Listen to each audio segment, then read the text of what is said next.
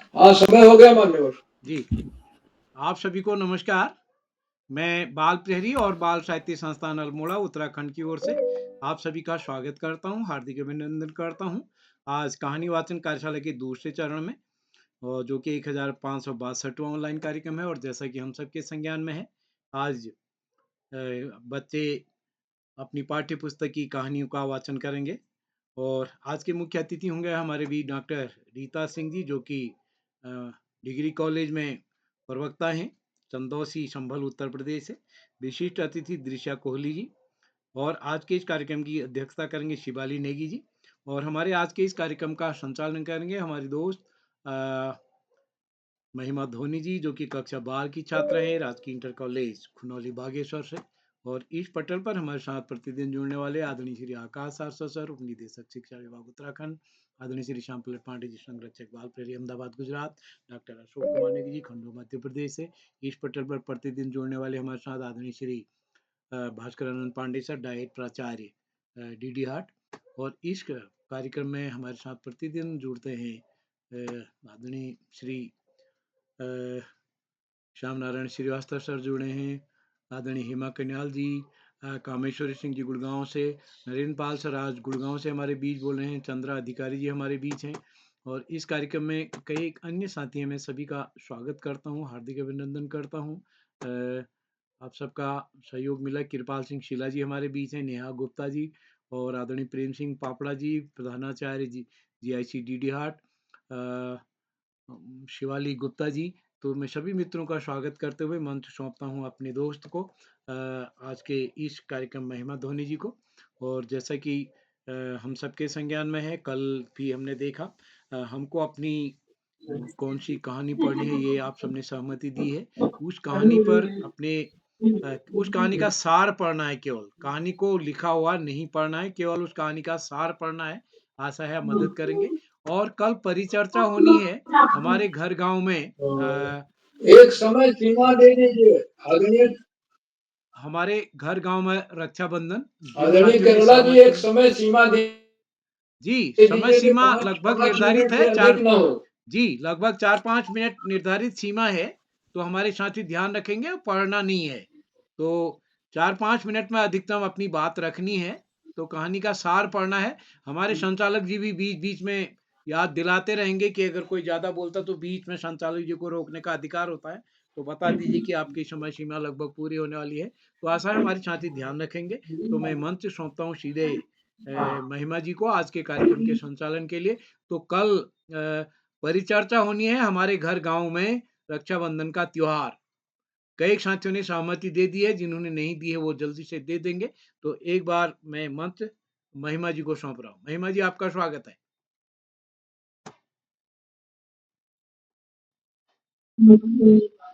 जी sir, आपका आभार। सरस्वती नमस्तुभ्यं वरदे कामिरूपिणी विद्यारंभं करिष्यामि सिद्धि भवतु मे सदा। ज्ञान की देवी माँ सरस्वती को मेरा नमस्कार, वरदायिनी माँ भगवती को मेरा प्रणाम।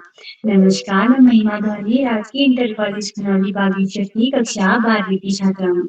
बाबा बागनाथ की इस पावन नगरी तथा देवभूमि उत्तराखंड से आप सभी का हार्दिक स्वागत करती हूँ, अभिनंदन करती हूँ तथा वंदन करती हूँ। सर्वप्रथम मैं स्वागत करती हूँ आज की कार्यशाला की माननीय मुख्य अतिथि महोदया डॉक्टर रीता सिंह जी, शिक्षाविद, साहित्यकार, चंदौसी संभल उत्तर प्रदेश से। एवं मैं स्वागत करती हूँ बाल प्रहरी के इस सुंदर मंच में प्रतिदिन जुड़कर हम सभी प्रतिभागियों का मार्गदर्शन कर मनोबल बढ़ाने वाले परम सम्मानित आदरणीय डॉक्टर अशोक कुमार नेगी महोदय।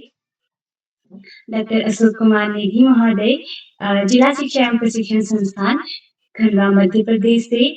एवं आकाश सारस्वत महोदय, उप निदेशक शिक्षा विभाग उत्तराखंड से। एवं श्याम प्रसाद पांडे महोदय, संरक्षक बाल प्रहरी अहमदाबाद गुजरात से। एवं बाल प्रहरी के सुंदर मंच के संपादक व हम सभी प्रतिभागियों के मित्र उदय केवला महोदय, आप सभी का मैं बाल प्रहरी के सुंदर मंच पे हार्दिक स्वागत करती हूँ, अभिनंदन करती हूँ तथा वंदन करती हूँ।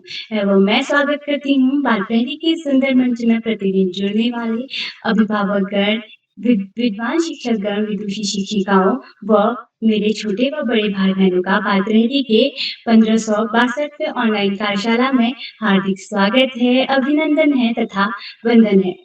तो जैसा कि आज एवं मैं स्वागत करती हूँ आज की कार्यशाला की विशिष्ट अतिथि मेरी छोटी बहन ऋषा कोहली, कक्षा 6, country wide public school Bageshwar से। एवं आज की कार्यशाला में अध्यक्षता करेगी मेरी छोटी बहन शिवाली नेगी, कक्षा 5, राजकीय प्राथमिक विद्यालय डीडीहाट पिथौरागढ़ से।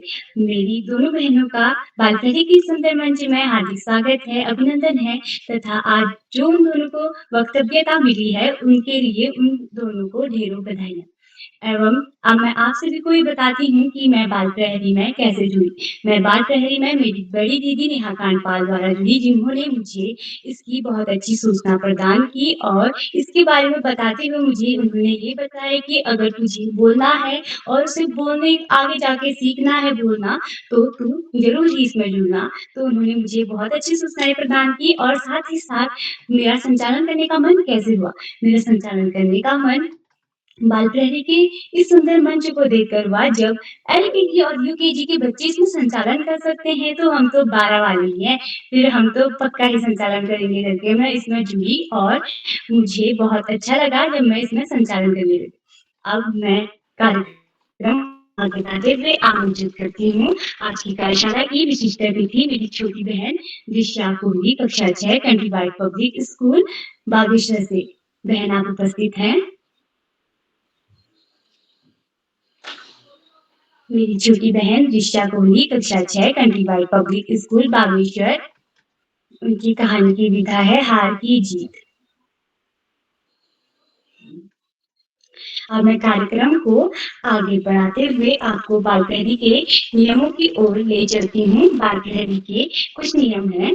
उसका पहला नियम है कि जो प्रतिभागी अगर प्रतिभाग कर रहा है तो वो अपना माइक और कैमरा ऑन रखे और अगर कोई दूसरा प्रतिभागी प्रतिभाग कर रहा है तो कृपया करके माइक और कैमरा ऑन करके व्यवधान न डालें। जिसका सूची में नाम होगा उन्हीं को ही आमंत्रित किया जाएगा। अगर कोई प्रतिभागी प्रतिभाग कर रहा है तो उन्हें पीछे से गाइडेंस ना करें, उन्हें स्वयं करने दें।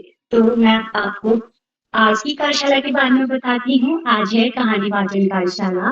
तो यह कार्यशाला जहाँ लोगों को प्रभावी ढंग से कहानी सुनाई जाती है तो उसे कहानी वाचन कार्यशाला कहते हैं। इसका अर्थ है मतलब कि जब हम कहानी सुनाते हैं एक लहजे से, एक लय से, वो कार्यशाला कहानी कार्यशाला कहलाती है। कहानी वाचन कार्यशाला एक अद्भुत कार्यशाला है जिसके अंतर्गत हम अपनी मन पसंदीदा या पाठ्यक्रम में जो आपको सबसे अच्छी लगने वाली कहानी आप इसमें प्रस्तुत करेंगे और अपने साथ जब आप सीखती हैं कहानियाँ तो उसके साथ साथ दूसरों को भी उस कहानी की सीख देंगे और अच्छी कहानियाँ सुनाएंगे। तो यह कार्यशाला बहुत ही लाभदायक और मेरी पसंदीदा कार्यशालाओं में से एक है। अब मैं कार्यक्रम को आगे बढ़ाते हुए आमंत्रित करती हूँ आज की कार्यशाला के पहले प्रतिभागी मेरे छोटे भैया मेधांत गुप्ता, कक्षा 3, स्नोफोर्ड पब्लिक स्कूल लहरतारा, वाराणसी, उत्तर प्रदेश। क्या भैया आप उपस्थित हैं? जी बहन मैं उपस्थित हूँ।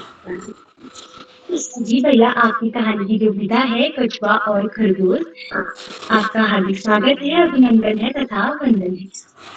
सभी को मेरा नमस्कार। आज मैं आपको एक कछुआ खरगोश वाली कहानी सुनाने जा रहा हूँ। तो मैं प्रारंभ कर रहा हूँ। एक जंगल में एक कछुआ और खरगोश नाम के दो मित्र थे। उन दोनों के जंगल में एक दौड़ की प्रतियोगिता थी। तो तब उन दोनों ने उस प्रतियोगिता में भाग लिया और वही कछुआ तो चलने लगा अपनी धीरे धीरे चाल में और खरगोश तो तेजी से भागकर एक पेड़ के पास पहुंचकर बोला कि कछुआ जब तक यहाँ पर आएगा तब तक मैं अपनी एक नींद पूरी कर लेता हूँ। तब वो सो जाता है पेड़ के पास। जब कछुआ को दिखता है कि पेड़ के पास तो खरगोश सोया हुआ है, तब कछुआ कूद जाता है धीरे धीरे चलते चलते,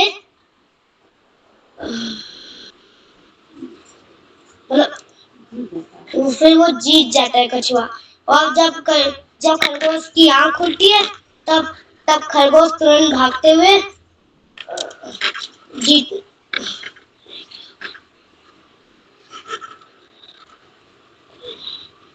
जीत स्थान पे पहुंच जाता है और देखता है कि कछुआ जीत चुका है। धन्यवाद। शुभरात्रि। जी भैया, आपका आभार। आपकी प्रस्तुति बहुत ही अच्छी थी, सराहनीय थी। ये कहानी मैंने बहुत बार सुनी है और आप छोटे हो तो आपने बहुत अच्छी कहानी कही। और अब मैं कार्यक्रम को आगे बढ़ाते हुए आमंत्रित करती हूँ आज की कार्यशाला की द्वितीय प्रतिभागी मेरी छोटी बहन मन्नत अधिकारी, कक्षा 8, राजकीय उच्चतर माध्यमिक विद्यालय सैनी अल्मोड़ा से। क्या बहन आप उपस्थित हैं? हाँ दीदी, मैं उपस्थित हूँ। मेरा नाम मन्नत जी बहन, का आभार। और आपकी कहानी की जो विधा है वो है बस की यात्रा। मेरा नाम और मन्नत आपका अधिकारी। नमस्कार, आप सभी को मेरा नमस्कार है। मैं कक्षा 8 की छात्रा हूँ। मेरा नाम मन्नत अधिकारी है। मैं आप सभी को हरिशंकर परसाई जी द्वारा रचित कहानी का सार बताने जा रही हूँ, जो कि इस प्रकार है। लेखक बस पे बैठते हैं तो बस की हालत देखकर उनके मन में तरह तरह के विचार आने लगते हैं। बस के पुर्जे ढीले और कमजोर होते हैं। बस चलती है तो लेखक को ऐसा लगता है कि वो इंजन के ऊपर बैठ गए हैं। उन्हें बस के अलग अलग हिस्से उनसे ना टकरा जाए, उन्हें डर लगता है। और उन्हें ये भी डर लगता है कि कहीं बस रास्ते में ना रुक जाए। बस कहीं रास्ते में ना रुक जाए। बस कहीं रास्ते में ना रुक जाए। उन्हें लगता है कि बस में यात्रा करना मानो उन्हें लगता है कि अब मैं कभी कहीं पहुंच नहीं पाऊंगा। सीधे मैं वहां सीधा वो स्वर्गलोक की यात्रा होगी। धन्यवाद। जी बहन, आपका आभार। और आपकी प्रस्तुति बहुत अच्छी थी।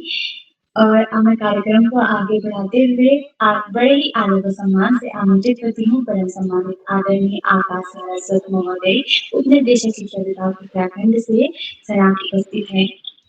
धन्यवाद, बहुत बहुत धन्यवाद प्रिय महिमा। बाल प्रहरी के तत्वाधान में 1600 पड़ाव की तरफ बढ़ रही इस कार्यशाला के मुख्य अतिथि के रूप में डॉक्टर रीता जी, विशिष्ट अतिथि के रूप में प्रिय दृश्या, अध्यक्षता कर रही प्रिय शिवाली और कार्यक्रम का बेहतरीन ढंग से संचालन की शुरुआत करने वाली प्रिय महिमा, इस कार्यक्रम के कर्ता धर्ता रीढ़ की हड्डी अनासक्त कर्मयोग योग में अग्रणी निरंतर बाल हित चिंतक बालक पालक मित्र बालमन के चितेरे श्री उदय किरोला जी, परम सम्मानित श्री श्यामरट पांडे जी, अशोक जी, सुमित जी, श्याम नारायण जी, नरेंद्र जी, प्रकाश जी, उमेश गंगा नीलम किरण सहित समस्त विद्वान शिक्षकगण, विदुषी शिक्षिकाएं, अतिथिगण, अभिभावकगण, साहित्यकारगण, अन्य सुधीजन एवं प्यारे बच्चों। बाल प्रहरी की बहुआयामी कार्यशालाएं बच्चों के व्यक्तित्व विकास में नित्य सकारात्मक परिवर्तन के लिए दृढ़ संकल्पित हैं। इन कार्यशालाओं में प्रतिभा करने के बाद में बच्चों की प्रतिभा का प्रस्फुरण सुस्पष्ट रूप से दृष्टिगोचर हो रहा है। वो बच्चे अपने विद्यालयों में भी न केवल कार्यक्रमों में प्रतिभा कर रहे हैं, अपितु बेहतरीन स्थान प्राप्त कर रहे हैं। यहाँ तक कि वो विद्यालय के अतिरिक्त समाज और समुदाय में अन्य स्थानों पर भी कार्यक्रमों में प्रतिभा करके बेहतरीन स्थान प्राप्त कर रहे हैं, जिसका कहीं न कहीं श्रेय इन कार्यशालाओं को भी जाता है। प्यारे बच्चों, वास्तव में ये बच्चों के लिए बड़ी बेहतरीन सारगर्भित और उपादेयी कार्यशालाएं हैं।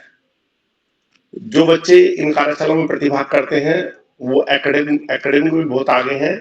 स्टेट बोर्ड एग्जाम में भी मेरिट सूची में जो है मेरिट लिस्ट में अपना स्थान बना रहे हैं। वो बेहतरीन स्थानों पर चयनित हो रहे हैं। निश्चित रूप से बच्चों के आत्मविश्वास में अभिवृद्धि के लिए, उनके व्यक्तित्व विकास के लिए ये कार्यशालाएं मील का पत्थर साबित हो रही हैं।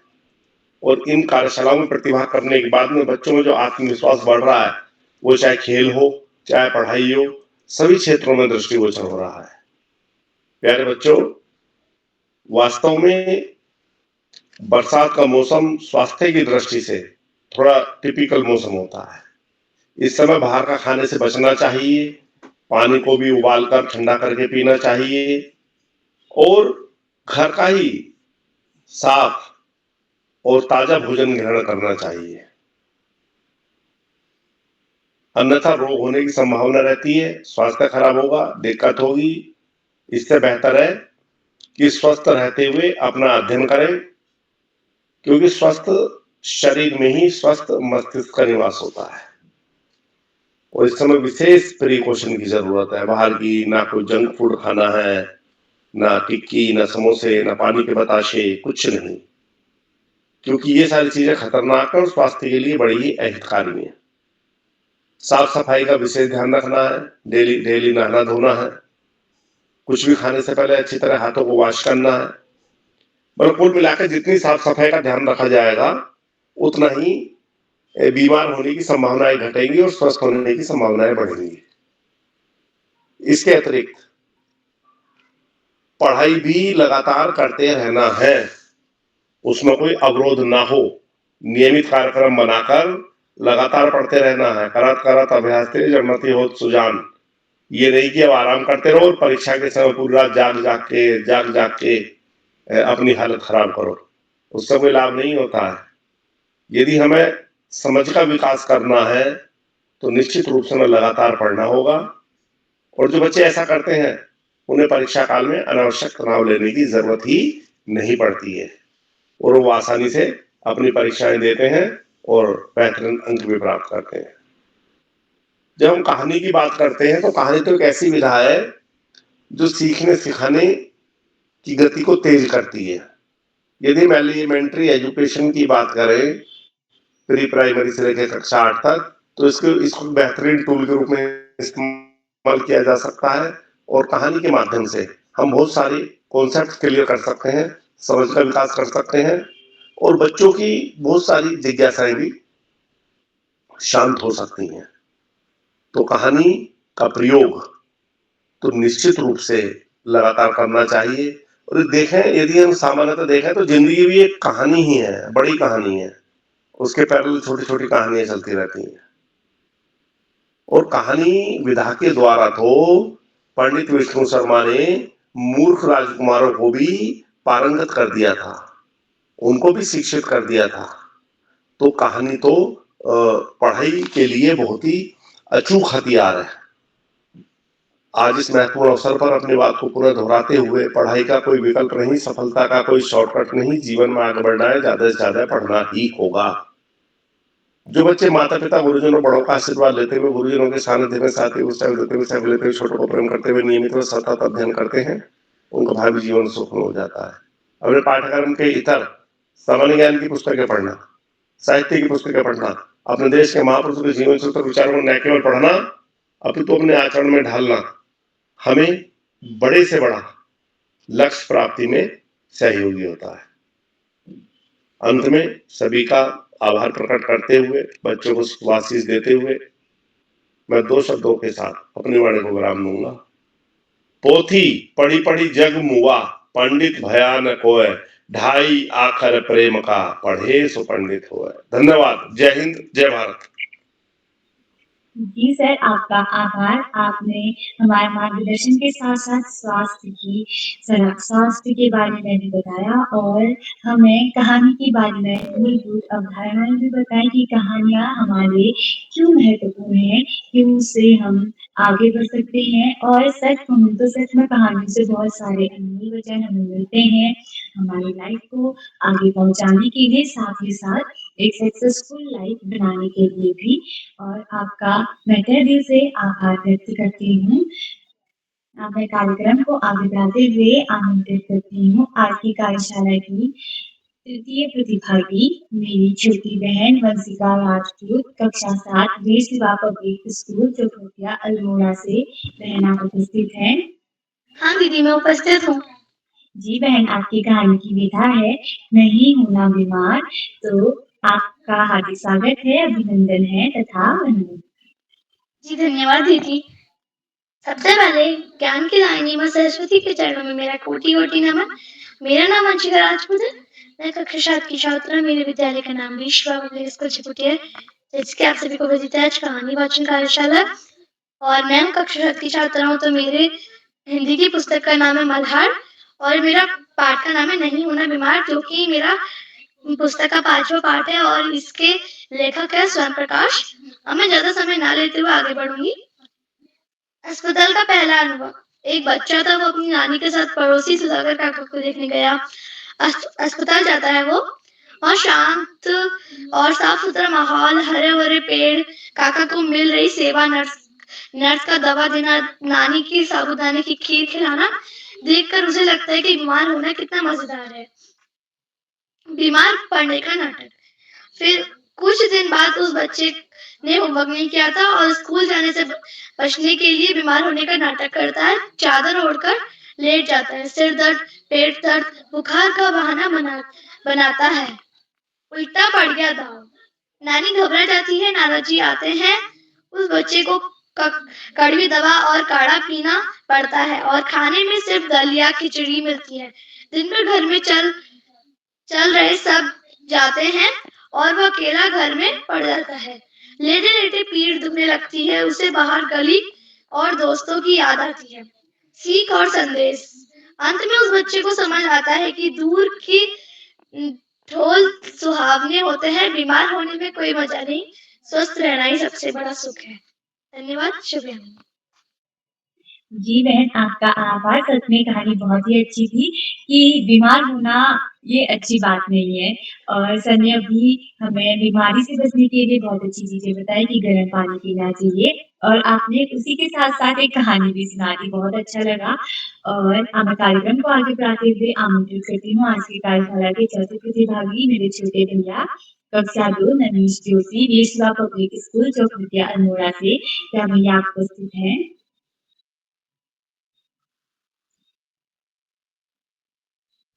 मेरे छोटे भैया ननीश जोशी कक्षा 2 वेशवा पब्लिक स्कूल चौखुटिया अल्मोड़ा से।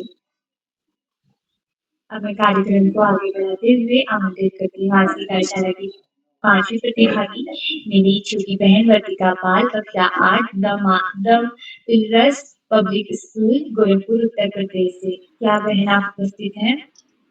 जी दीदी, मैं उपस्थित हूँ। जी बहन, आपका आभार। और आपकी कहानी की विधा है सच्चा करोड़पति और हार्दिक स्वागत है आपका। जी दीदी, आपका बहुत बहुत धन्यवाद। सर्वप्रथम माँ सरस्वती के चरणों में मेरा नमन। मेरा नाम वर्तिका पाल है।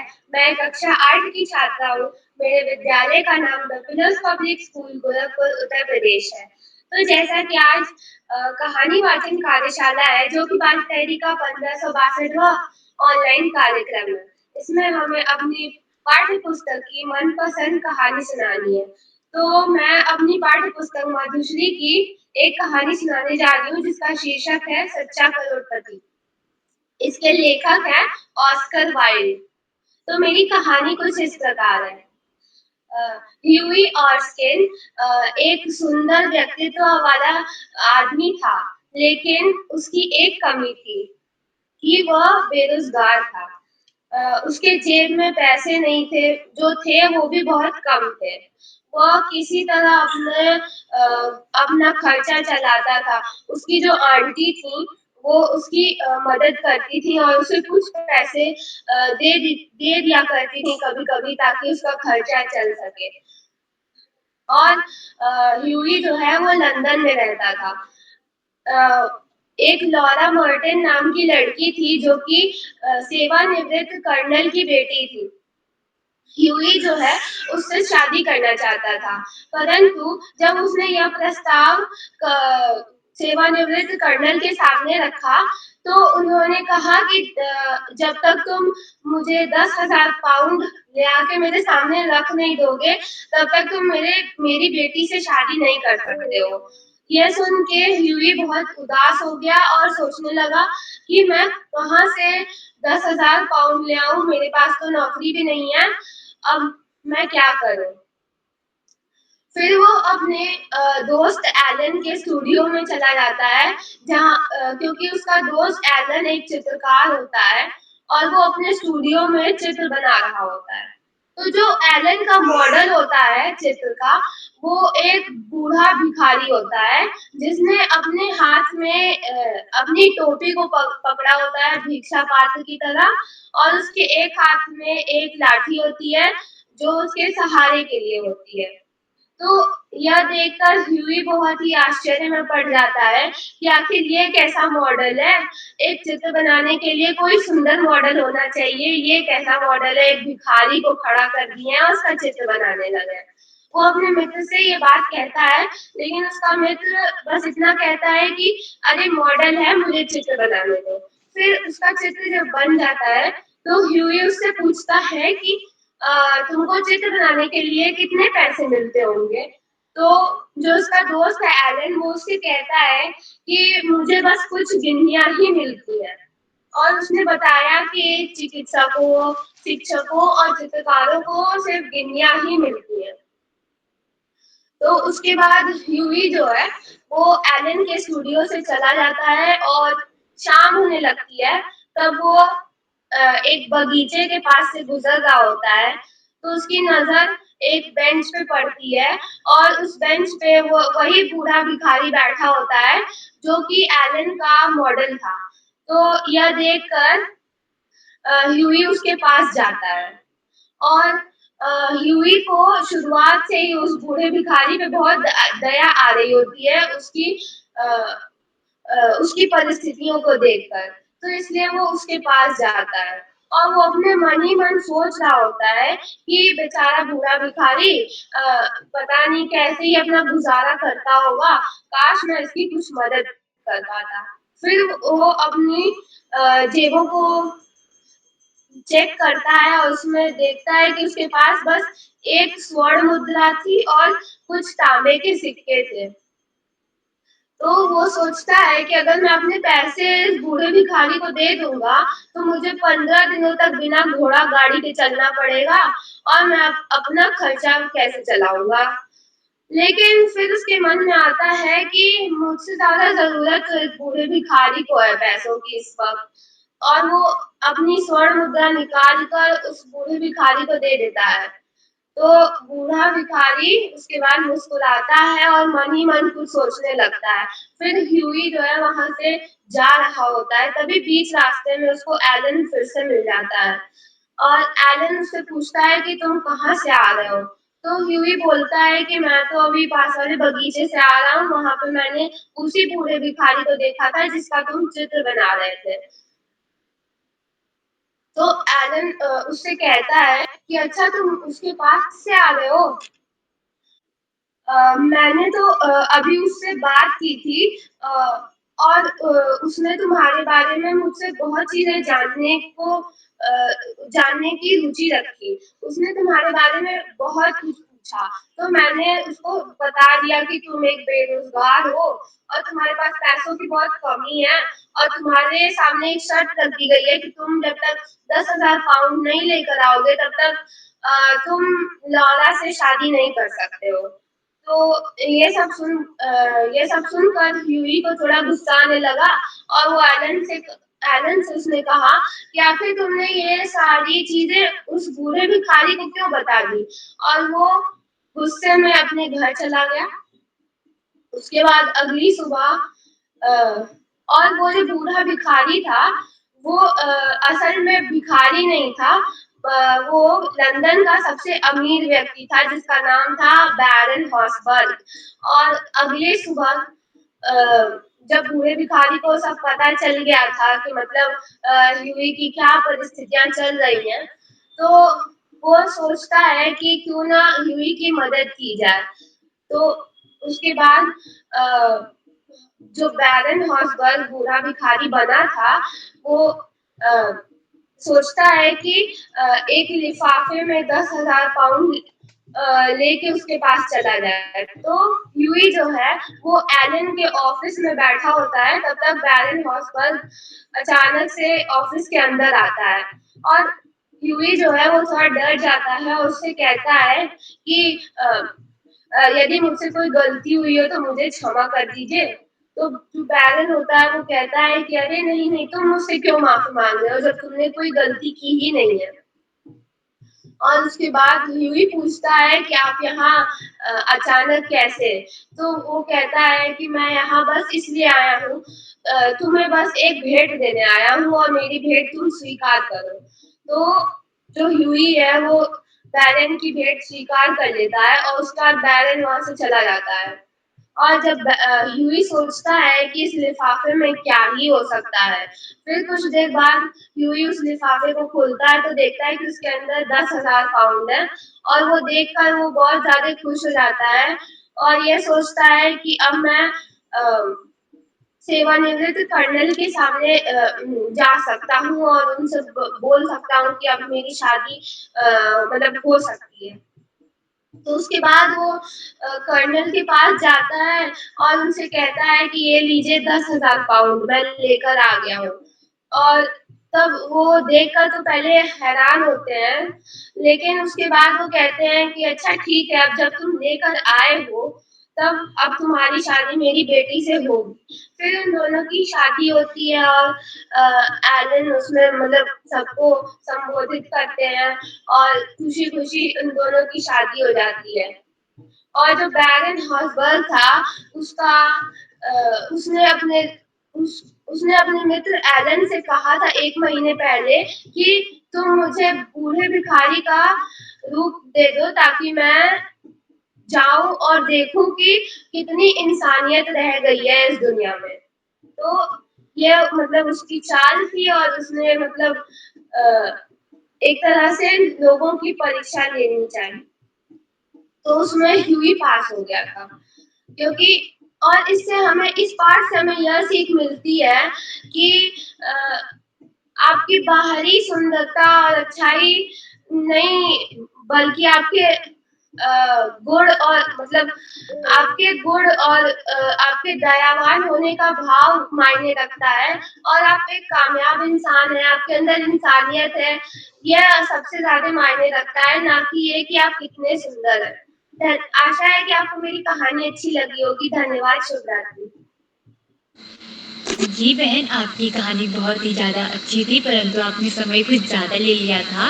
पर आपकी कहानी सच में बहुत अच्छी थी। सच्चा करोड़पति, एक सच्चा करोड़पति वही है जिसका व्यवहार बहुत अच्छा हो, वो सौम्य मन का हो और एक साधारण जीवन जीता हो, साथ ही साथ एक अच्छे गुणवान व्यक्ति की तरह जीता हो। तो अब मैं कार्यक्रम को आगे बढ़ाते हुए आमंत्रित करती हूँ आज की कार्यशाला के छठे प्रतिभागी मेरे छोटे भैया निश्चल अग्रवाल, कक्षा 5, वायुसेना विद्यालय बरेली उत्तर प्रदेश से। क्या भैया आप उपस्थित हैं? जी बहन, मैं उपस्थित हूँ। जी भैया, आज की जो विधा है वो है मूर्ख कौन, और आपका हार्दिक स्वागत है। नमस्कार, मैं निश्चल अग्रवाल कक्षा 5 वायुसेना विद्यालय बरेली उत्तर प्रदेश से। जैसा कि आज की मेरी कहानी है मूर्ख कौन। ये पंचतंत्र से ली हुई एक कहानी है। एक गांव में 4 पंडित रहते थे। उनमें से 4 मित्र रहते थे। उनमें से 3 मित्र बहुत विद्वान थे, पर चौथा मित्र विद्वान नहीं था। वो इतना पढ़ा लिखा नहीं था। कुछ महीनों बाद उन चारों मित्रों ने सोचा कि क्यों ना हम बाहरी शहरों में जाकर व्यापार करें। एक मित्र बोला, भला इसे हम क्यों लेके जाएं? इसे तो कुछ आता भी नहीं है, कहीं इसकी वजह से हमारा घाटा ना हो जाए। दूसरा मित्र बोला, पहले मित्र की बात में दम है। पर तीसरा मित्र उन दोनों की बातों काटते हुए बोला, ये हमारा बचपन का दोस्त है, हमें इसे भी लेके जाना चाहिए। फिर बीच रास्ते में वो लोग जा रहे थे, तभी उन्होंने कहा कि तभी उन्हें वहां पे एक जानवर के मृत अवशेष मिले। उन्होंने कहा, यही एक अच्छा मौका है अपनी प्रतिभा को दर्शाने का और अपना जो ज्ञान है उसका प्रयास करने का। उनमें से एक मित्र बोला, मैं इसके हड्डी के ढांचे को दोबारा बना सकता हूँ। दूसरा मित्र बोला, मैं इसके ऊपर मांस व रक्त चढ़ाकर इसको तैयार कर सकता हूँ। तीसरा मित्र बोला, मैं इसके अंदर प्राण डाल सकता हूँ। ऐसा ही करा। पहले मित्र ने जब उसका हड्डियों का ढांचा बना दिया, दूसरे मित्र ने उसमें जब मांस भरा, जब तीसरा मित्र उसमें जान डालने ही वाला था, तभी चौथा मित्र बोला, रुको रुको, मत डालो, देख तो लो, ये एक शेर है। उसने तीसरे मित्र ने कहा, तुम चुपचाप वहीं खड़े रहो। तभी चौथा मित्र बोला, रुको रुको, थोड़ा सब्र करो, पहले मुझे पेड़ पर चढ़ जाने दो। जब वो पेड़ पर चढ़ गया, तब तीसरे मित्र ने उसमें जान डाल दी। जैसे ही शेर पुनः जीवित हुआ, उसने उन तीनों को मारकर खा लिया। इस कहानी से हमें ये शिक्षा मिलती है कि कोई भी कि हमें सिर्फ किताबी ज्ञान ही आवश्यक नहीं होता है। धन्यवाद।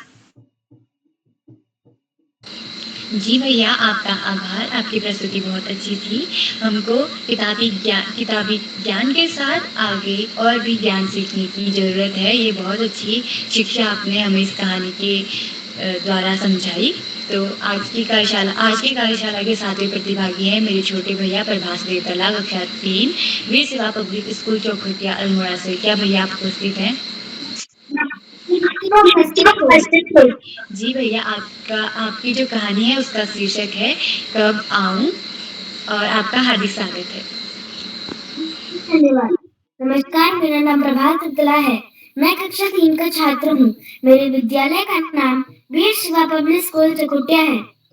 तो आज जैसे कि कहानी वाचन कार्यशाला है, जिसमें मैं भी आपके सामने अपनी एक कहानी लेकर प्रस्तुत हूँ, जिसका शीर्षक है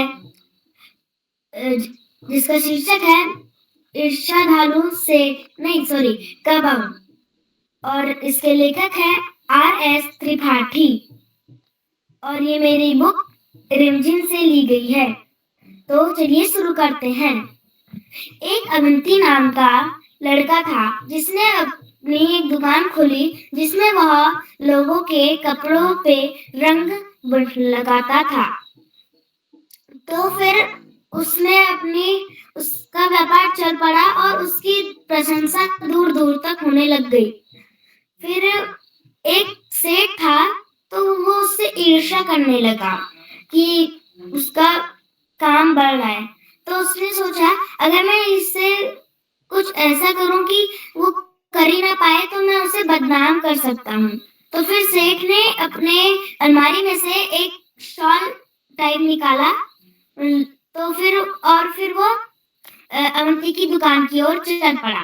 अवंती की दुकान पे दरवाजा खोलते ही वो अंदर जाके बुलंद आवाज में बोला, अवंती।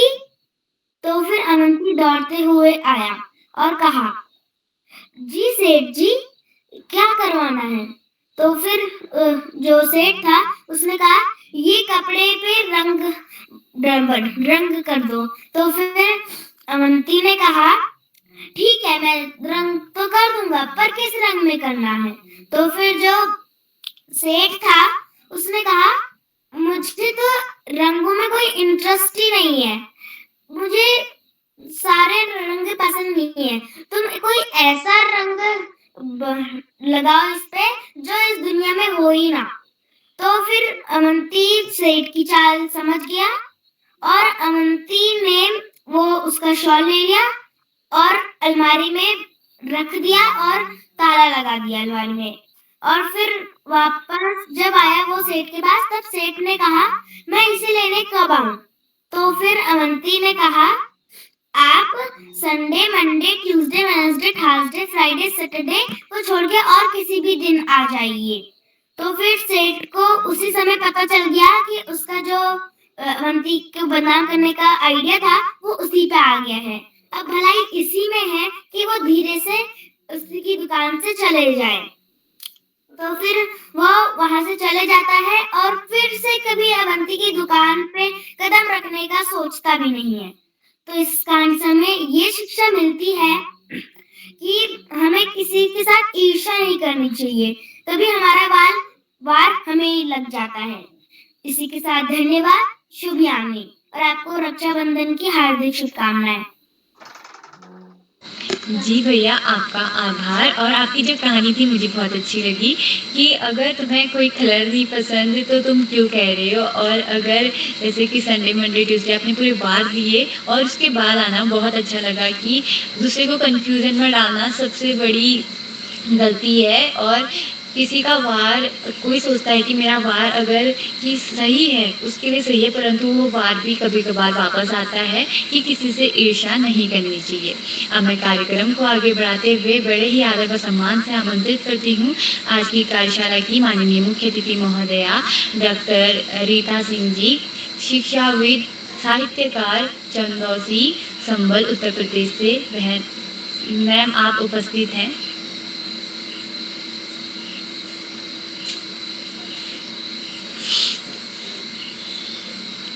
माननीय मुख्य अतिथि महोदया, अब मैं कार्यक्रम को आगे बढ़ाते हुए आमंत्रित करती हूँ आज की कार्यशाला की आखिरी प्रतिभागी, मेरी छोटी बहन जीतिका नेगी, कक्षा 2, वीर सेवा पब्लिक स्कूल, चौखुटिया, अल्मोड़ा। बहन आप उपस्थित हैं।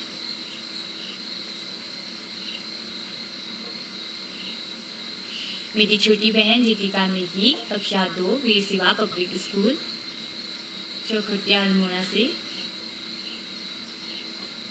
आज की कार्यशाला के 90 प्रतिभागी, मेरे छोटे भैया अंशुमान राय, कक्षा 5, Saint Joseph school, Khorabar, Gorakhpur, Uttar प्रदेश।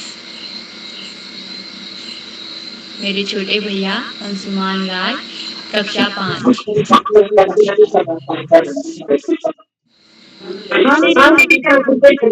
जी भैया, आपका शीर्षक है फसबयाना। आपका हार्दिक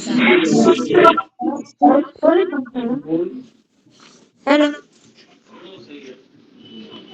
सबको सारे प्रणाम। मेरा नाम अंशुमान है, मैं कक्षा 5 का छात्र हूँ। मेरे विद्यालय का नाम Saint Joseph school, Khorabar, Gorakhpur है। आज मैं आप सभी के सामने कहानी प्रस्तुत करने जा रहा हूँ जिसका शीर्षक है राजा फंस गया। इसको सुकुमार राय जी ने लिखा है। तो मेरी कहानी कुछ इस प्रकार है। एक राजा रहता था जो खाली अपने बारे में ही सोचता था, अपने राज्य के बारे में कुछ नहीं सोचता था, अपना कपड़ा खाली खरीदता रहता था। तो उसने एक बार देखा कि वहाँ पे अकाल पड़ गया। उसके बाद भी उसने कुछ नहीं किया। तो जब अकाल पड़ा था तो जो राज्यवासी थे वो सब शिकायत लेके आए थे। तो अब वो शिकायत हो रही थी उसकी। तो उस एक बूढ़ा आदमी सामने आके बोला कि महाराज आप हम सबको बस 10,000 रुपया दे दीजिए, मैं हम सब एक समय का ही खाना खा के भी जिंदा रह सकते हैं। राजा ने बोला नहीं, अगर मान लो कल बाढ़ आ गई तो भी मांगोगे, अगले दिन भूकंप आ गए तो भी मानोगे। तो उसने इस तरीके से करके मना कर दिया। एक दिन बीतने के बाद उसको वो एक साधु से मिला। तो साधु से उसने कहा कि क्या आप मुझे कुछ दिन तक दक्षिणा दे सकते हैं? तो साधु ने बोला ठीक है मैं दे दूंगा। राजा ने बोला ठीक है मैं दे दूंगा। तो फिर साधु ने बोला लेकिन एक दिक्कत है, आपको मेरे दक्षिणा लेने का मतलब तरीका जानना होगा। तो फिर उसने बोला ठीक है बताइए क्या है। तो साधु बोलता है कि मैं एक दिन जितना लेता हूँ उसके अगले दिन उसका 2 गुना लूंगा, फिर तीसरे दिन दूसरे दिन का 2 गुना, ऐसे ही करूंगा। और ऐसे मुझे 20 दिन तक पैसा चाहिए। अब सबकी हालत खराब थी। सब लोग के दिमाग में यही था कि वो पहले दिन कितना मांगेंगे। तो फिर उसने बोला कि मैं पहले दिन मतलब 1 रुपया लूंगा। तो सबके दान में दान आए। तो फिर खजांची ने देखा कि कुल मिलाकर उसको पैसा, साधु को पैसा देना है 10,48,575 रुपीज देने हैं। तो फिर उसने बोला ठीक ठीक है, मैं दे दूंगा। सॉरी, उसने बोला कि ये इतना ज़्यादा कैसे हो गया। फिर वो राजा गया उसके पास, साधु के पास, और बोला माफ़ कर दीजिए मुझे, मैं नहीं दे पाऊंगा। तो साधु ने बोला 1 शर्त पे माफ़ करूंगा, तुम्हें यहाँ राज्यवासियों को 50,000 रुपया देना होगा, ये जिंदा उन सबको देना पड़ेगा। तो फिर साधु ने बोला सॉरी, फिर राजा ने बोला कि वो बूढ़ा आदमी तो मात्र बूढ़ा आदमी तो मात्र 10,000 रुपया मांग रहा था। तो उसने बोला कि हाँ, तो अब मौका बीत गया है, तो मौका बीत गया है, तो अब तुम्हें 50,000 रुपया ही देना पड़ेगा। धन्यवाद, शुभ रात्रि। जी भैया, आपका आभार, आपकी प्रस्तुति अच्छी थी। और अब मैं कार्यक्रम को आगे बढ़ाते हुए आमंत्रित करती हूँ आज की कार्यशाला के 10वें प्रतिभागी हार्दिक सिंह पापड़ा, कक्षा 5, Abhilasha academy junior high school Didihat Pithoragarh से। भैया आप उपस्थित हैं? जी बहन, जी भैया, आपका जो कहानी है उसका शीर्षक है न्याय की कुर्सी। आपका हार्दिक स्वागत है, अभिनंदन है। जी, मेरा नाम हार्दिक सिंह बाबड़ा है। मैं कक्षा 5 का छात्र हूँ। मेरे विद्यालय का नाम Abhilasha academy junior high school Didihat है। सभी को मेरा नमस्कार। आज मैं अपनी एक कहानी प्रस्तुत करने जा रहा हूँ जिसका शीर्षक है न्याय की कुर्सी। यह मेरे पाठ्य पुस्तक वीणा से ली गई है।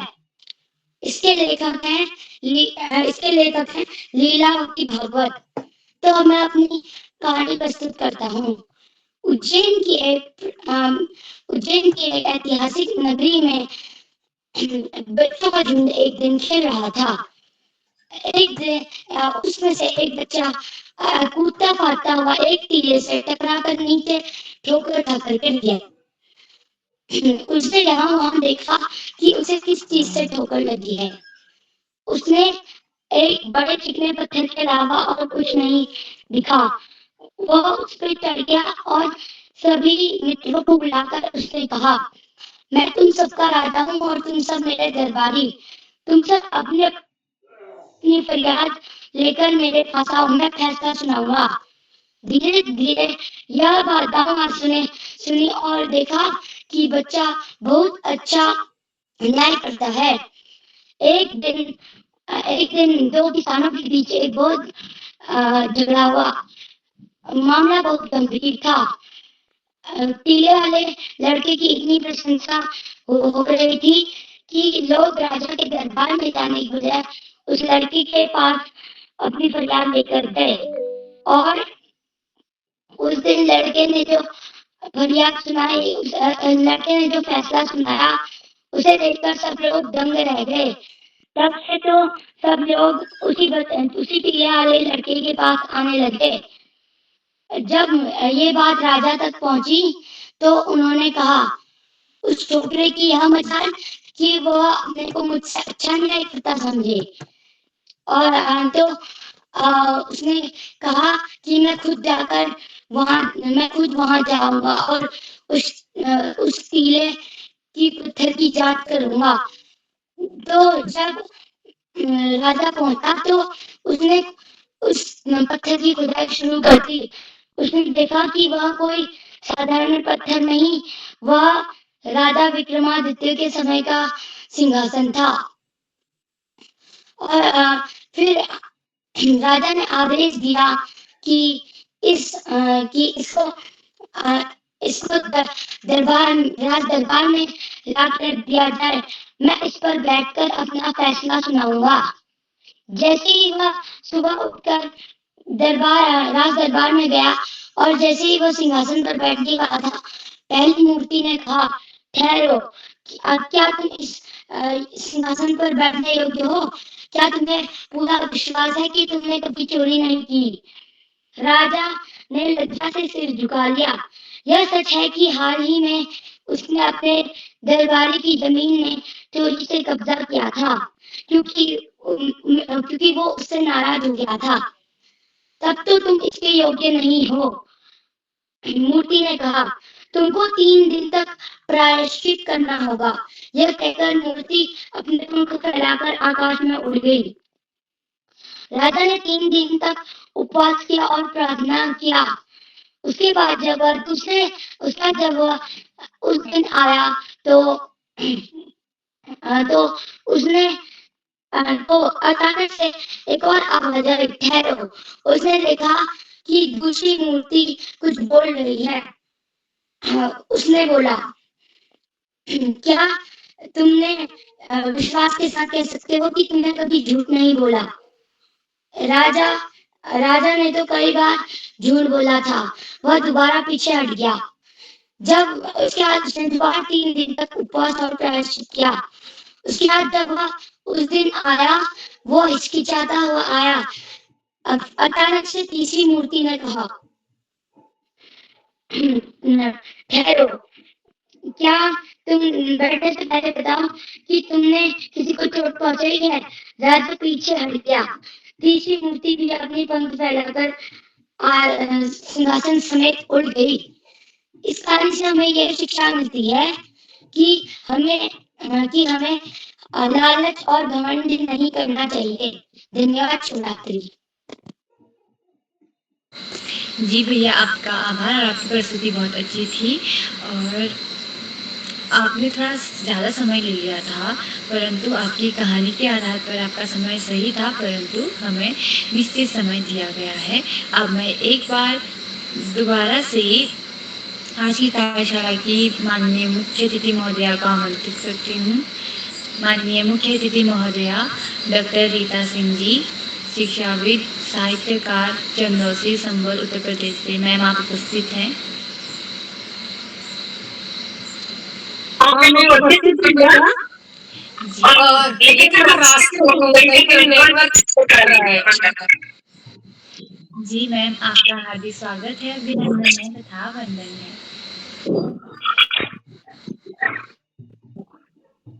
बहुत बहुत धन्यवाद और आशीर्वाद आदरणीय करोला जी एंड श्याम सर जी, आपका को मैं प्रणाम करती हूँ और सभी बच्चों को मैं सुन नहीं पाई। मैं सच्चा करोड़पति कहानी से जुड़ी थी और फिर बीच में फिर से एक बार नेटवर्क कट गया था, लेकिन जिन बच्चों को भी मैंने सुना, बहुत सुंदर प्रयास है पटल का।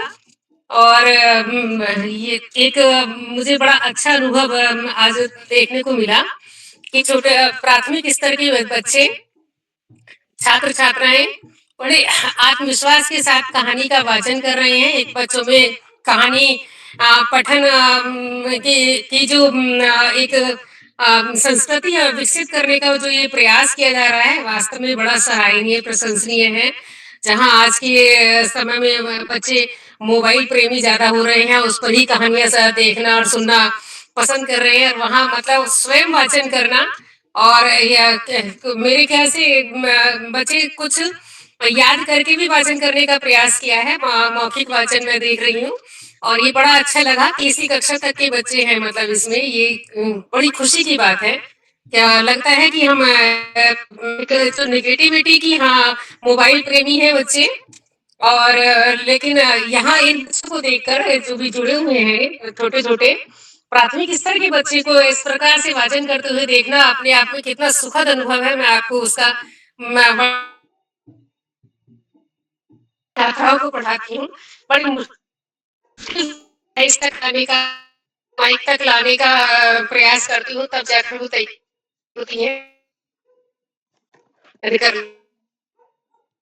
लेकिन यहाँ बड़ी ऐसा लग रहा है जैसे कितना आसान मतलब है आपके लिए। मैं आदरणीय करोला जी को बड़ा साधुवाद देती हूँ ये चीज देखकर कि कितना सुंदर आप एक संस्कृति, मतलब हमारे जो नव पीढ़ी है, बिल्कुल कच्ची मिट्टी के समान है। इतना सुंदर आप घट गढ़ रहे हैं कि बस एक सुंदर भविष्य मतलब दिखाई दे रहा है। कहानियां भी सभी संदेश प्रद बच्चों ने मतलब पढ़ी, सुनाई, ना केवल ये इसी कहानी को पढ़ेंगे जो जिसका इन्होंने वाचन किया, इनमें इनको एक मतलब जो रुचि उत्पन्न करने का हम प्रयास कर रहे हैं कि कहानियों के माध्यम से बच्चे जो शिक्षाप्रद कहानियां हैं पंचतंत्र आदि की, उनको उनसे पढ़ेंगे और जरूर शिक्षा प्राप्त करेंगे और एक संस्कारी भविष्य हम तैयार करने का जो प्रयास कर रहे हैं आपके माध्यम से, इस पटल के माध्यम से जो हो रहा है वो जरूर सार्थक होगा और ये बच्चे एक सुसंस्कृत भारत का निर्माण करने में जरूर हम अच्छी भूमिका, महत्वपूर्ण भूमिका का निर्वहन करेंगे। मैं पुनः पुनः आपको साधुवाद देती हूँ और बच्चों सभी जो भी बच्चे कहानी का वाचन किया जिन्होंने, उनको बहुत बहुत आशीर्वाद, शुभकामनाएं और अच्छे वाचन के लिए बधाई। भविष्य में अपने इस प्रयास को बनाए रखें और आत्मसात करें सभी गुणों को जो हम कहानियों और कविताओं के माध्यम से या साहित्य के माध्यम से जो हमारा बाल साहित्य है उसमें जो शिक्षाएं उसको हमारे ये विद्यार्थी, ये छात्र छात्राएं, ये हमारी भावी पीढ़ी मतलब उसको जरूर आत्मसात करेगी और समाज में उसको का इम्प्लीमेंटेशन करेगी, ऐसी मैं उम्मीद पुनः पुनः बच्चों को बहुत सारा आशीर्वाद और शुभकामनाएं प्रेषित करती हूँ। धन्यवाद मुझे इस पटल से जोड़ने के लिए, इस कार्यक्रम का हिस्सा बनाने के लिए बहुत बहुत धन्यवाद मैं आपको देती हूँ। बहुत सारा आभार आपका, बहुत बहुत धन्यवाद। जय हिंद, जय भारत। जी मैम, आपका आभार। आज आपने हम सभी बच्चों की जो कहानियाँ थी उन पर फीडबैक दी और हमारे जो टीचर्स ने बाल प्रहरी का निर्माण किया है उनकी भी सराहना की। आपका मैं तहे दिल से आभार व्यक्त करती हूँ कि आज आप सफल में होने के बावजूद भी हमसे जुड़ी हैं और बहुत अच्छा मार्गदर्शन दे रही हैं। आपका मैं तहे दिल से आभार व्यक्त करती हूँ। अब मैं कार्यक्रम को आगे बढ़ाते हुए बड़े ही आदर व सम्मान से आमंत्रित करती हूँ परम सम्मानित आदरणीय श्यामलाल पांडे महोदय जी का, संरक्षक बाल प्रहरी अहमदाबाद गुजरात से। सर, आपका हार्दिक स्वागत है, अभिनंदन है तथा वंदन है। बहुत बहुत धन्यवाद, बहुत बहुत हार्दिक आभार प्रिय महिमा धोनी। आपने बहुत सुंदर संचालन किया और आप जैसा आपने बताया 13वां संचालन और कक्षा 12 में मेरे ख्याल से आने के बाद ही आपने संचालन शुरू किया या कक्षा 11 के एंड में शुरू किया होगा। काफी तीव्र गति से आप बढ़ रही हैं आगे और हर संचालन में आपके नया निखार आता है। आत्मविश्वास में वृद्धि हो। आपके कुशल संचालन के लिए, आत्मविश्वास से बड़े संचालन के लिए आपको बहुत बहुत हार्दिक बधाई देता हूं। आगे बढ़ने से पहले मैं आपको आमंत्रित करता हूं कि आप भी मंच पर आएं और अपनी कहानी हमें सुनाएं। महिमा जी सर, आपका आभार। नमस्कार, मैं महिमा धोनी राजकीय इंटर कॉलेज खनौरी बागेश्वर की कक्षा 12वीं की छात्रा हूँ। तो जैसा कि आज कहानी वाचन कार्यशाला है तो इसके अंतर्गत मेरे जो कहानी का शीर्षक है वह है जूझ, और यह जो कहानी है यह पढ़ाई पर संबंधित है। जो हमारे लेखक हैं आनंद यादव जी, वह 5वीं पास थे तो उनके पिताजी ने कहा कि आप अब मेरे साथ खेत में चलिए कि अब आप आगे नहीं पढ़ेंगे। उन्होंने उनकी पढ़ाई रोककर अपने खेती का काम करवाना शुरू कर दिया। पर आनंद जी इन चीज़ों पे ज़्यादा मन नहीं लगाते थे। वह सोचते थे कि अगर मैं पढ़ाई करूँगा, मैं आगे बढ़ूँगा तो मैं आगे जाकर कुछ ना कुछ ज़रूर बनूँगा। तो उन्हें भी कविता लिखने का और कविता बोलने का बहुत ही शौक था। वह आगे उन्होंने ये सोचा कि मेरे पिताजी शायद मुझे पढ़ने नहीं देंगे, खेती ही का काम कराएंगे, और उनके पिताजी भी अड़े रहे कि मैं अपने बेटे को खेती ही कराऊंगा। शायद ये बहुत पहले की कहानी है जिसके अंतर्गत बच्चों को मतलब 5वीं पास होने के बाद या 8वीं पास होने के बाद या हाई स्कूल करने के बाद कभी कभार तो उनको काम में लगा दिया जाता था कि वो ऐसा सोचते थे कि पढ़ लिख के क्या करेगा, घर का काम संभालेगा तो शायद आगे को उनकी आर्थिक स्थिति ठीक होगी और आमदनी भी अच्छी होगी। तो उनको जिंदगी में एक ऐसे गुरु मिले जिन्होंने उन्हें आगे बढ़ाया, और हर एक की जिंदगी में मिलते हैं ऐसे गुरु जो आगे बढ़ाते हैं। तो वो थे मास्टर दत्ता राव जी, जिन्होंने उन्हें कहा कि बेटा आप आगे पढ़ो, और क्योंकि उन्होंने उनकी कविता सुनी थी तो उसकी वजह से वो उनको बोलते थे कि आप पढ़ो और आगे बढ़ो। उनकी वजह से वो खेती छोड़कर भागकर उस खेती को छोड़कर, अपने पापा की बात छोड़कर आगे चलकर अपनी पढ़ाई की ओर ध्यान देते थे और उन्हें लगता था कि मैं पढ़ूंगा लिखूंगा तो आगे बढ़ूंगा। और उन्होंने उस पढ़ाई की वजह से इतनी मार खाई कि उन्हें मतलब ये भरोसा नहीं था कि मैं अगर मार खाऊंगा तो क्या पता क्या हो, पर उन्होंने ये कभी नहीं सोचा कि मैं पढ़ाई छोड़ूंगा। उन पर इतनी ज़्यादा जिद, इतना ज़्यादा पढ़ाई का भूत सवार हो चुका था कि उन्होंने मतलब छोड़ी नहीं। और इस कहानी से हमें ये संदेश मिलता है कि मुसीबतों से जूझे बिना जीत नहीं मिलती, कि मुझे मतलब मुसीबतों से जूझे बिना कभी भी कोई जीत नहीं मिलती। और एक अच्छे गुरु का एक शब्द भी ज़िंदगी बदल देता है। कभी-कभार एक अच्छे गुरु मिलने का भी एक मतलब अच्छा लक्ष्य बन जाता है और एक अच्छी दिनचर्या के साथ-साथ इंसान सक्सेसफुल हो जाता है। जैसे कि हमें बाल प्रहरी में हमारे 4 स्तंभ मिले और उन स्तंभों ने हमें बोलना सिखाया और आगे कॉन्फिडेंस बढ़ाया और हमेशा कभी-कभार हमसे कोई त्रुटि हुई तो उसको सिखाया। और मतलब जैसे कि हमसे कोई गलती हो जाती है तो कोई बोलता है कि तुम ऐसा कर रहे हो, पर उन्होंने कभी जज नहीं किया, उन्होंने अभी भी हमारा कॉन्फिडेंस बढ़ाया। मैं आप सभी का तहे दिल से आभार व्यक्त करती हूँ और मैं इसी के साथ अपनी वाणी को विराम देती हूँ। बहुत सुंदर प्रस्तुति महिमा जी। आपकी कहानी थी जूझ, और जिंदगी में कठिनाइयां खूब आती हैं, बहुत सारी आती हैं, उनसे जूझना पड़ता है, 2-4 होना पड़ता है, तभी हमें सफलता दिखाई देती और सफलता का शिखर हम चूमते हैं। कठिनाइयों को जीतना, उनसे मुकाबला करना और मुकाबला करके आगे बढ़ जाना, यही हमारा लक्ष्य है। बहुत सुंदर कहानी, बहुत सुंदर स्पष्ट कहानी। आज की इस कहानी वाचन कार्यशाला में कुल 13 बच्चों पर भाग करना था और जो बच्चे जुड़े उन्होंने बड़ी सुंदर कहानियां पेश की, प्रस्तुत की। 2 जो सबसे छोटे बच्चे थे, रमेश जोशी कक्षा 2 को, जितका नेगी कक्षा 2 की, वो अभी नहीं जुड़ पाए, उनको भी कहानियां सुनानी थी, बहुत अच्छी कहानियां। और आज की कार्यक्रम की अध्यक्षता कुमारी शाली नेगी करें, कक्षा 5 की छात्रा हैं। उन्हें अध्यक्ष बनने के लिए हार्दिक बधाई देता हूँ। अपना अध्यक्ष उद्बोधन देंगी और उसके बाद कहानी भी सुनाएंगे। आज की विशेष अतिथि कुमारी दिशा कोहली हैं, कक्षा 6 की छात्रा हैं। दिशा जी जुड़ नहीं पाए, लेकिन विशेष अतिथि बनने के लिए मैं उन्हें हार्दिक बधाई देता हूँ, उनका हार्दिक स्वागत और अभिनंदन। उन्हें एक बार पुनः आमंत्रित किया जाएगा, अपना अध्यक्ष विशेष अतिथि का वक्तव्य देंगी और उसके बाद कहानी भी हमें सुनाएंगे। आज हमारी मुख्य अतिथि डॉक्टर रीता सिंह जी हैं, जो एक शिक्षाविद और साहित्यकार हैं, चंदौद से संभल से।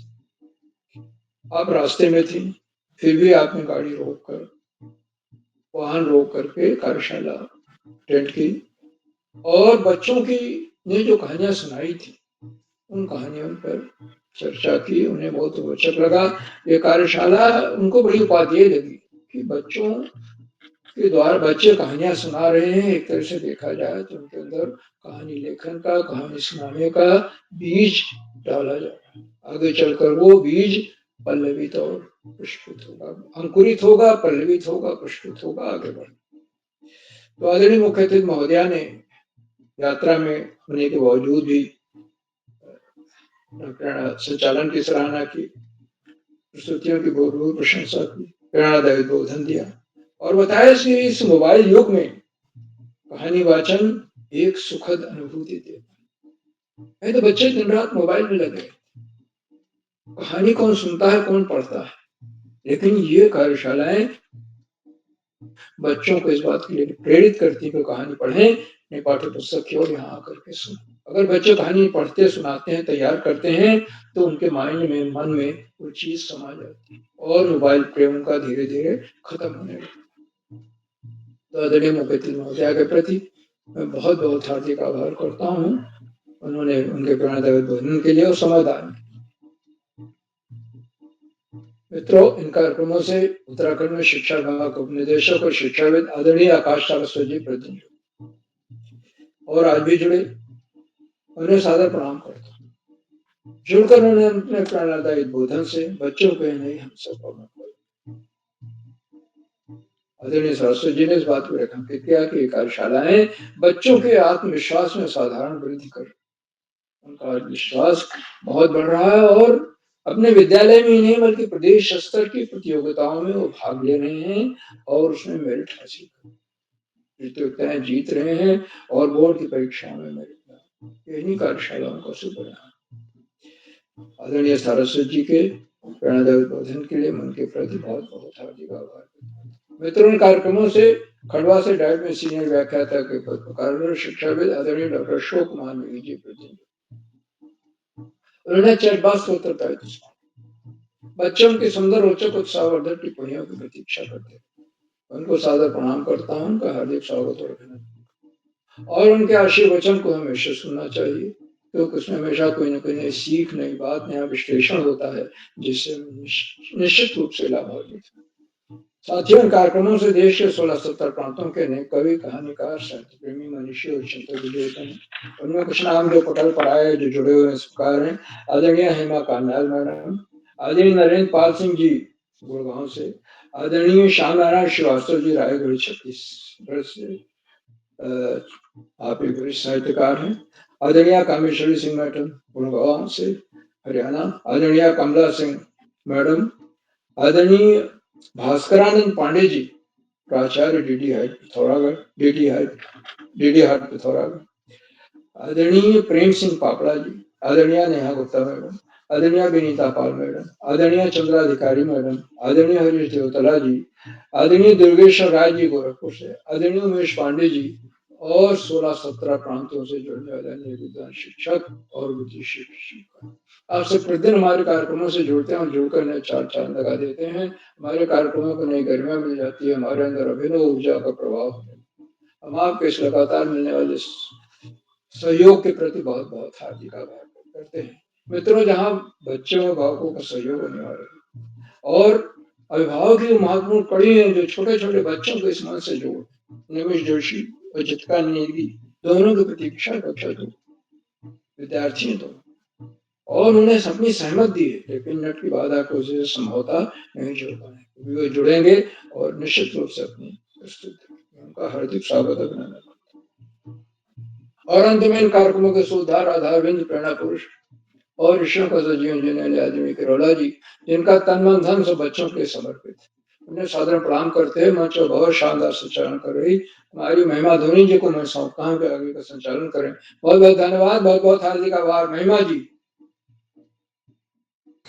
जी सर, आपका आभार। आपने हर एक प्रतिभागी का जो फीडबैक था वो दिया कि किसकी कहानी किस प्रकार से अद्भुत लगी, उस पर आपने बहुत अच्छी फीडबैक दी। और जब हमारी मुख्य अतिथि जी जुड़ी थी तब आपने उनका भी फीडबैक दिया और सभी अभिभावक जन जो जुड़े हुए थे उनके बारे में कुछ बताया। और अब मैं कार्यक्रम को आगे बढ़ाते हुए आमंत्रित करती हूँ आज की कार्यशाला में अध्यक्षता कर रही मेरी छोटी बहन शिवाली नेगी, कक्षा 5, राजकीय प्राथमिक विद्यालय डीडी हाट पिथौरागढ़ से। बहन, आप उपस्थित हैं? जी बहन, आपका हार्दिक स्वागत है, अभिनंदन है तथा वंदन है। और आपकी कहानी का जो शीर्षक है वो है बिसन की दिलेरी। नमस्कार, मेरा नाम शिवाली नेगी है। मैं कक्षा 5 में पढ़ती हूँ। मेरे विद्यालय का नाम पीएमसी राजकीय आदर्श प्राथमिक विद्यालय डीडीहाट है।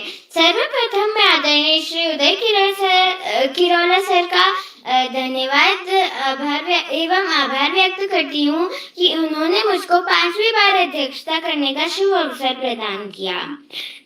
और जैसे मैं आप सभी को आज बता दूं कि आज बाल प्रहरी का 1562वां कार्यक्रम एवं कहानी वाचन कार्यशाला का दूसरा चरण है। एवं मैं आज की मुख्य अतिथि डॉक्टर रीता सिंह मैम, साहित्यकार चंदोसी संभल उत्तर प्रदेश से मैम, मैं आपका स्वागत करती हूँ, हार्दिक अभिनंदन करती हूँ।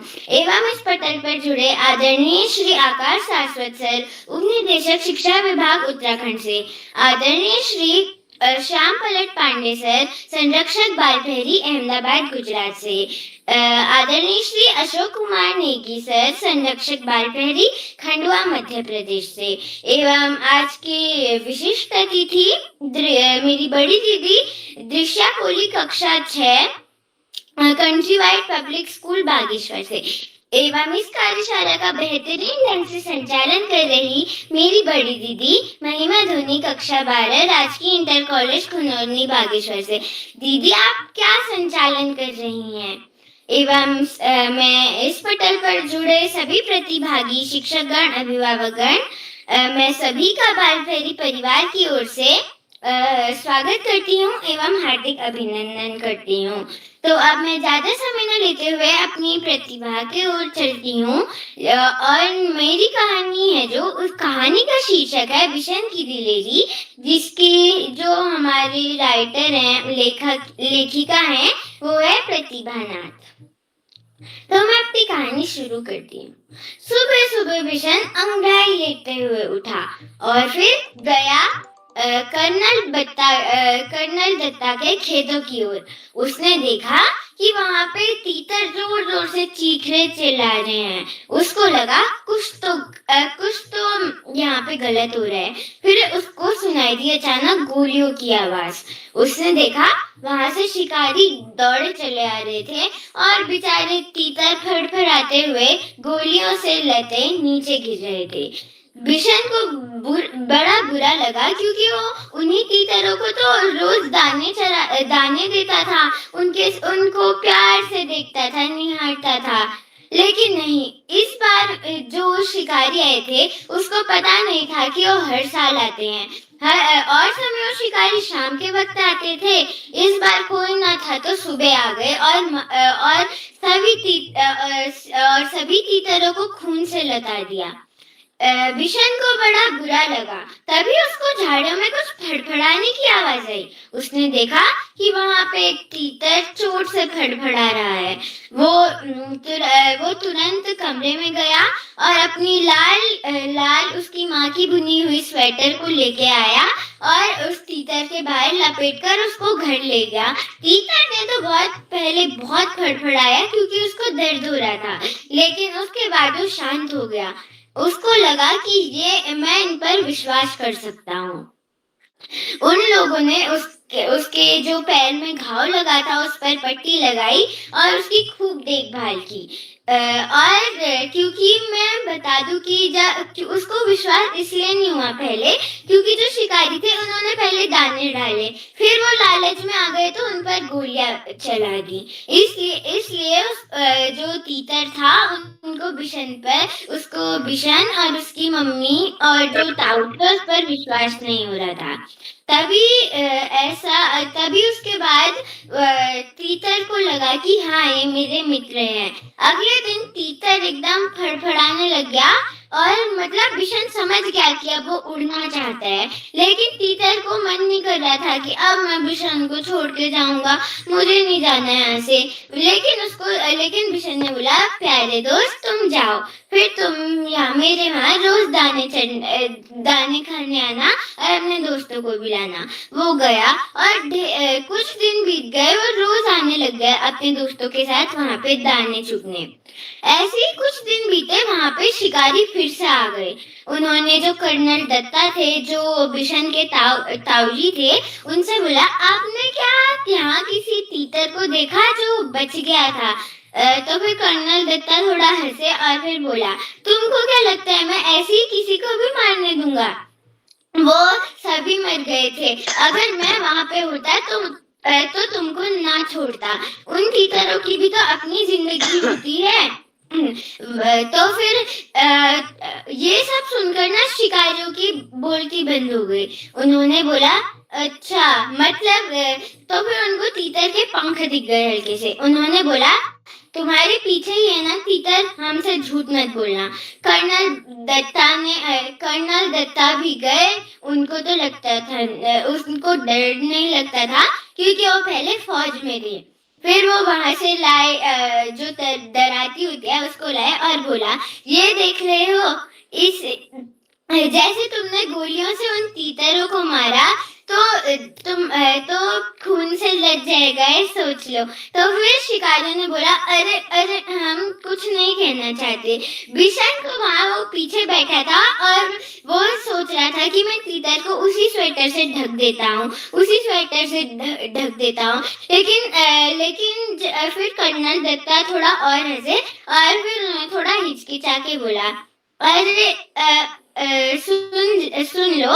तो उन्होंने उनको बहुत प्यार से समझाया कि ऐसा नहीं करना चाहिए, उनकी भी अपनी जिंदगी होती है। तो शिकारियों के आंखों में पानी नहीं आया कि उन्होंने बोला, बस करो, हमें माफ कर दो, अब से हम किसी तीतर को नहीं मारेंगे। इसके बाद बिशन बड़ा खुश हुआ और बोलने लग गया, क्यों शिकारी अंकल, अब आपकी बोलती बंद हुई? तब उनको लगा, अरे अब हम नहीं मारेंगे तीतर को, पक्का नहीं मारेंगे। लेकिन उनके मुंह में तब भी वैसी खुशी थी जब उन्होंने तीतरों को गोलियों से ढक दिया था। तो फिर तो शिकारी चले गए। फिर उसके बाद अब कर्नल दत्ता थे, वो गुस्से में थे। तो फिर उन्होंने वैसे ही मजाक में, और बिशन भी थोड़ा रोने जैसा हो गया था कि जो तीतर है क्या वो बच पाएगा? तो फिर कर्नल दत्ता ने बोला, अच्छा बिशन, क्या तुम जानते हो कि तीतरों की आवाज कैसे होती है? बिशन ने अपने मुंह को ऐसे बंद किया और फिर उनकी आवाज निकालने लग गया, क्वाक क्वाक क्वाक क्वाक। तो फिर कर्नल दत्ता को हंसी आ गई क्योंकि बिशन अब इतना छोटा है और वो वहां पे बतखों की आवाज निकाल रहा है तीतरों की आवाज की जगह। तो उन्होंने बोला, अच्छा मैं बताऊंगा बाद में। और फिर बिशन हंसता हंसता हिरणों की तरह घर को चल दिया। मुझे उम्मीद है आपको मेरी कहानी अच्छी लगी होगी और धन्यवाद। शुभ रात्रि। जी बहन, आपकी प्रस्तुति अति उत्तम थी। आपने जो तीतर की आवाज निकाली मुझे तो बहुत ही अच्छा लगा, और पर आपने कहानी का जो सार था उसे सुनाने की जगह बहुत ही टाइम ले लिया था, पर बहुत ही ज्यादा अच्छा था। अब मैं कार्यक्रम को आगे बढ़ाते हुए छूटे हुए प्रतिभागी की ओर ले चलती हूँ। आज की छूटी हुई प्रतिभागी हैं सर्वप्रथम आज की कार्यशाला की विशिष्ट अतिथि हैं दृश्या कोहली, कक्षा 6। बहन आप उपस्थित हैं? जी बहन, आपका हार्दिक स्वागत है, इसमें वंदन है, और आपकी जो कहानी का शीर्षक है वो है हार की जीत।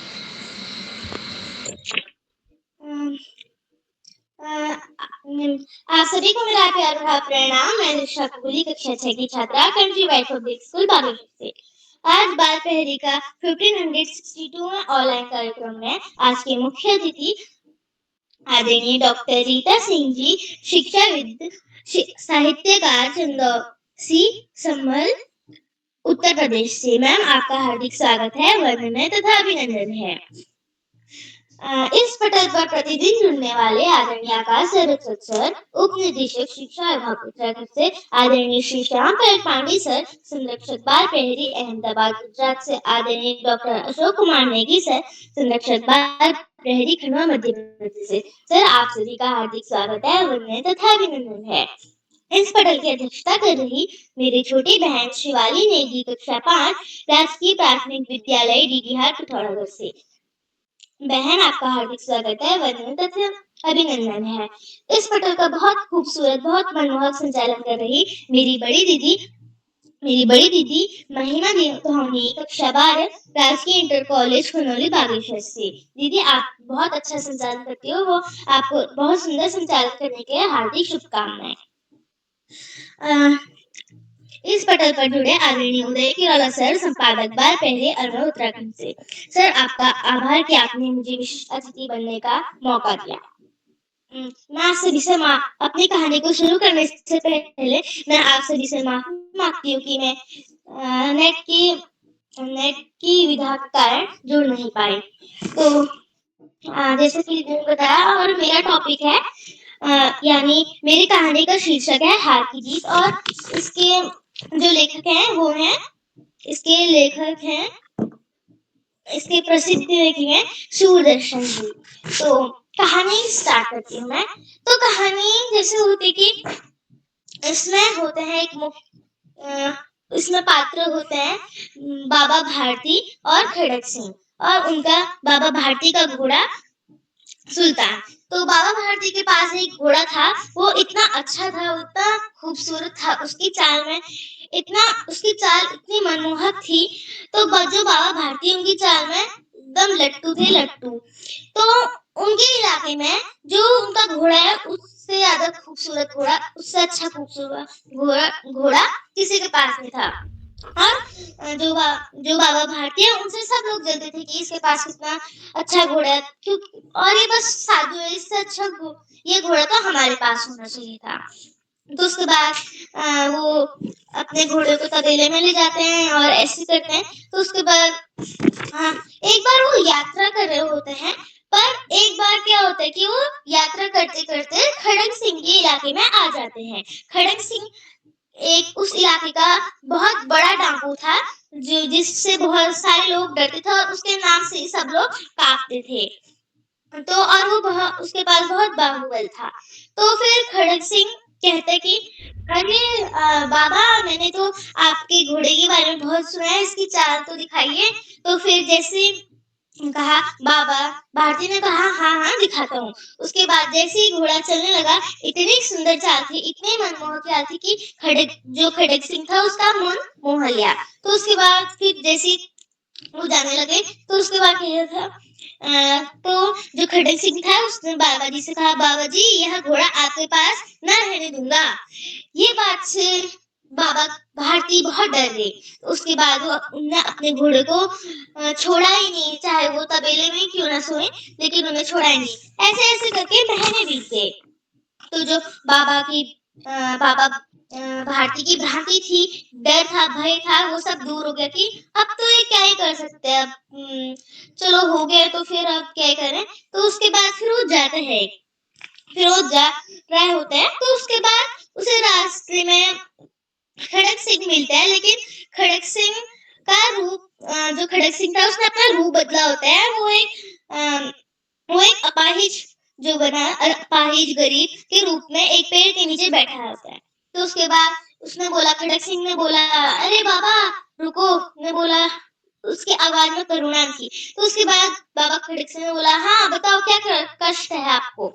उसके बाद जो खड़ग सिंह है, उन्होंने बोला, मैं तो एक दुखियारा हूँ, बस यहाँ से 3 मील दूर रामवाला है, मुझे वहां छोड़ दो। उसके बाद फिर वो बैठाता है। तो उसके बाद जैसे वो बिठाने लगता है उसको, तो उसके बाद वो झट से बैठकर उस घोड़े में बैठ जाते हैं और बाबा भारती को बैठने का मौका भी नहीं देता है। तो वो घोड़े को हल्का सा चलाता है। तो जो बाबा भारती होते हैं, उनका तो दिल टूट जाता है, क्योंकि उनका जो सबसे अच्छा घोड़ा है वो उन्हें खो दिया था। तो उसके बाद उन्होंने कहा मैं ले गया हूँ तुम्हारा घोड़ा। उसके बाद भारती जैसे वो जाने लगा खड़ग सिंह, तो बाबा भारती बोले, ये बात सिर्फ तुम हम दोनों के बीच में रखा है, इसे बाहर मत आने देना। तुम ये घोड़ा रख लो, पर इस बात को बाहर मत निकलने देना। उसके बाद बाबा भारती ने तो घोड़े की तरफ से मुड़ गए। तो उसके बाद ये आवाज, ये शब्द जो खड़ग सिंह है उसके कानों में गूंजने लगे। तो उसी रात फिर बाबा बहुत दुखी थे और वो अपने घर को चले गए। उसके बाद फिर जो खड़ग सिंह डाकू था, उसको बुरा लगा। उसके बाद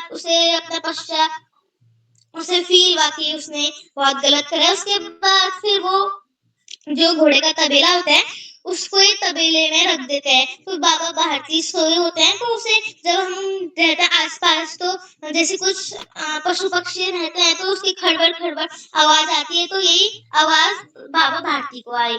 तो फिर बाबा भारती गए, तो उन्हें तबेले में गए, तो तबेले उन्हें अपना घोड़ा दिखा। तो उसकी खुशी के मारे वो उसके खुशी के आंसू निकल गए। लेकिन जो खड़ग सिंह था, उसको बहुत बुरा लगा और उसके पश्चाताप के आंसू निकले। तो ये कहानी मेरी पसंदीदा कहानी है, और इस कहानी से हमें ये सीख मिलती है कि हमें किसी के साथ धोखा नहीं करना चाहिए, और धोखे की वस्तु कभी अपनी नहीं हो सकती है। धन्यवाद। और मैं अपनी बड़ी दीदी को धन्यवाद। जी बहन, आपका आभार। आपकी प्रस्तुति अति उत्तम थी, मनमोहक थी। और अब मैं कार्यक्रम को आगे बढ़ाते हुए छूटे हुए प्रतिभागियों की ओर ले चलती हूँ दोबारा से। आपकी कार्यशाला की छूटे हुए प्रतिभागी हैं नमीश जोशी, कक्षा 2। नमीश जोशी एवं दीपिका नेगी कक्षा 2। नमीश जोशी एवं दीपिका नेगी।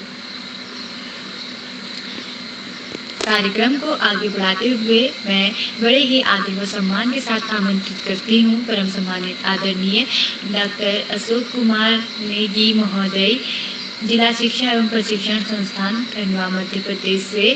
सर, आपका हार्दिक स्वागत है, अभिनंदन है तथा वंदन है।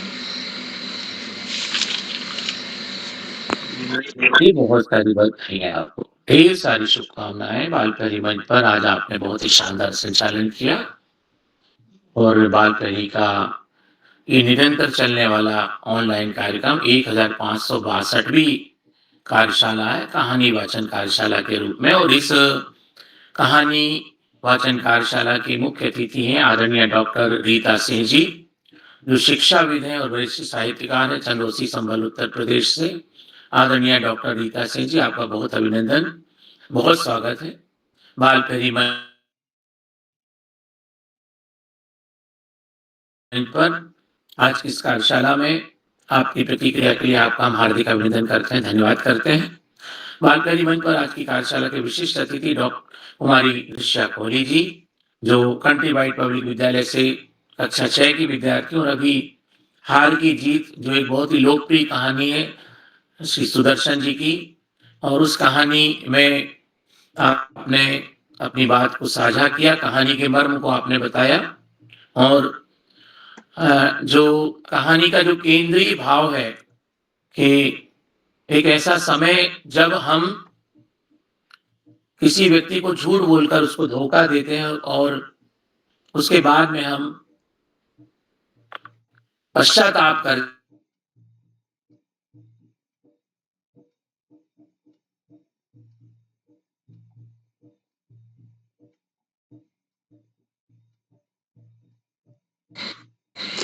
शायद नेट प्रॉब्लम की वजह से सर हम अभी कार्यशाला में से हट चुके हैं।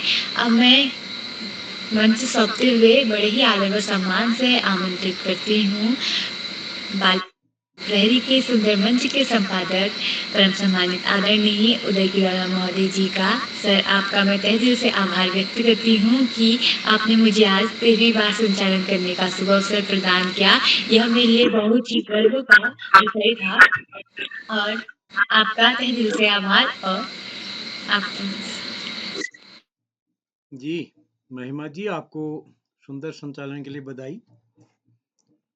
सभी दोस्तों ने बहुत अच्छे ढंग से अपनी कविताएं सुनाई। मैं आज के मुख्य अतिथि डॉक्टर रीता सिंह जी का विशेष रूप से आभार व्यक्त करता हूं।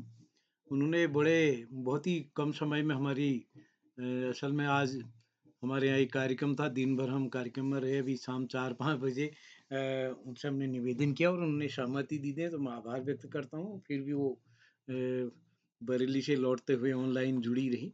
तो एक बार मैं सभी मित्रों का, अपने नन्हे दोस्तों का को बधाई देता हूँ सुंदर प्रस्तुति के लिए। और कल हमारी परिचर्चा है हमारे घर गांव में रक्षाबंधन का त्योहार, उस पर परिचर्चा होनी है। तो जो साथी उसमें प्रतिभाग करना चाहते हैं वो अपना सहमति यानी नियमानुसार